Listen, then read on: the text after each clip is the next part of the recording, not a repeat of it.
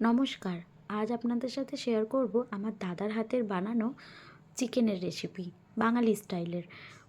তো প্রথমে কড়াইতে তেল দিয়ে আলুগুলোকে ভেজে তুলে নিতে হবে। তারপরে কড়াইতে একে একে ফোড়নে গোটা জিরে, গোটা গরম মশলা, গোটা শুকনো লঙ্কা, সাথে তেজপাতা দিয়ে ভালো মতন করে একটু লাল লাল হয়ে গেলে তারপরে তাতে পেঁয়াজগুলো তুলে দেবো। পেঁয়াজগুলো ভালো মতন ভাজা হয়ে গেলে তাতে টমেটোগুলো তুলে দেবো। টমেটোগুলো তুলে দেওয়ার পরে টমেটো একটু নুন দিয়ে দেবেন। দেওয়ার পরে টমেটোগুলো যখন দেখবেন ভালো মতন নরম হয়ে গেছে, সেদ্ধ মতন হয়ে গেছে, তখন তাতে কাঁচা লঙ্কা অ্যাড করবেন আপনাদের স্বাদ মতন।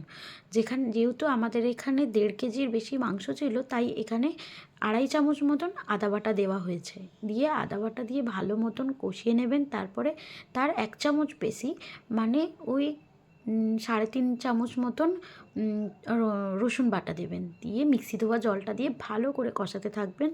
ভালো করে কষাতে কষাতে যখন ওর কাঁচা গন্ধটা চলে যাবে, একটা সুন্দর গন্ধ আসবে, তখন 2 চামচ হলুদ, 1 চামচ লঙ্কার গুঁড়ো, 2 চামচ ধনে গুঁড়ো আর 1-1.5 চামচ জিরে গুঁড়ো দিয়ে ভালো করে কষাতে হবে।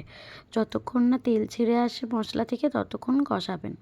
তারপরে ওতে একটু মিট মশলা আর শাহি গরম মশলা দিয়ে আবারও ভালো করে কষাবেন। তারপরে মাংসগুলো দিয়ে দেবেন। দেওয়ার পরে এখানে ভালো করে কষাতে হবে। মাংসগুলো ঢাকা দিয়েও কষাতে পারেন আর এমনিও কষাতে পারেন, যেরকম আপনাদের ঢাকা দিয়ে কষালে তাড়াতাড়ি হয়। তারপরে আলুগুলো দিয়ে আবারও ভালো করে কষাতে থাকবেন। কষাতে কষাতে যখন দেখবেন তেল ছেড়ে এসেছে ভালোভাবে, তখন জল দিয়ে দেবেন। নুনটা দিয়ে দেবেন। আমাদের মাংস এখানে রেডি। গরম গরম ভাতের সাথে মাংস জাস্ট দুর্দান্ত।